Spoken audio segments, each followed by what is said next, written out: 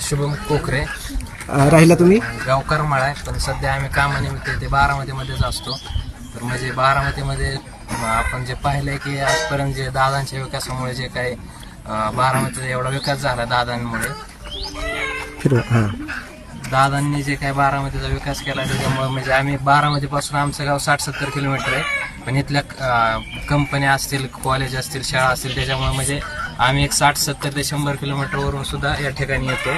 म्हणजे काय कामं असतील कॉलेजसाठी याच्यासाठी, तर त्याच्यामुळे आम्हाला अजितदादाचं एक आकर्षण होतं. आणि आज हे पाहतात म्हणजे अत्यंत दुर्दैव असं वाटतंय की खूप वाईट झाली ही घटना, अशी घडायला नको होती.